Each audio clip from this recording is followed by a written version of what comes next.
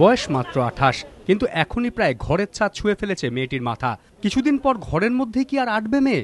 চিন্তায় মাথায় হাত বাবা মার। স্বাভাবিকভাবে বৃদ্ধির যা বয়স, অনেকদিন আগেই তা পেরিয়েছে পারভিন সিদ্দিকীর। তাও বাড়ছে উচ্চতা। চিকিৎসকরা বলছেন হরমোনের গোলমাল। কিন্তু হরমোন কি জিনিস তা জানেন না পারভিনের পরিবার। শুধু জানেন অস্বাভাবিক উচ্চতার জন্য ঠিকভাবে হাঁটা তো দূর, মেয়ে দাঁড়াতেও পারছে না ঠিক করে। দরিদ্র পরিবারের এই মেয়েটির চিকিৎসার ভার নিয়েছে রাজ্য সরকার। বৃহস্পতিবার তাকে ভর্তি করা হলো SSKM হাসপাতালে। SSKM হাসপাতালে ওখানে ডাইরেক্টর এবং সুপারিনটেনডেন্ট সমস্ত ব্যবস্থা করে আমাদের রাজ্য সরকারের পক্ষ থেকে, স্বাস্থ্য দপ্তরের পক্ষ থেকে সমস্ত রকম ইনভেস্টিগেশন, সমস্ত রকমের ট্রিটমেন্ট এবং অপারেশনের সমস্ত ব্যয়ভার রাজ্য সরকারের স্বাস্থ্যমন্ত্রী এবং মুখ্যমন্ত্রী শ্রীমতী মমতা বন্দ্যোপাধ্যায় নিচ্ছেন। 8 ফুট উচ্চতার পারভিনের প্রতিদিনের খোরাক অন্তত 2 কিলো চাল। নুন আনতে পান্তা ফুরোয় যে পরিবারের, এই অগ্নিমূল্যের বাজারে তা জোগাড় করাও যে ভারী কঠিন কাজ।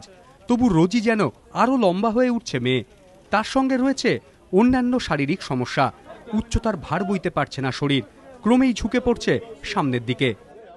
আমার মেয়ে 10 বছর থাকে, যখন 10 বছর বয়স হয়, তো 12 যখন চলে তখন আমার মেয়ে এই বাড়িতে সুখ লাগলো।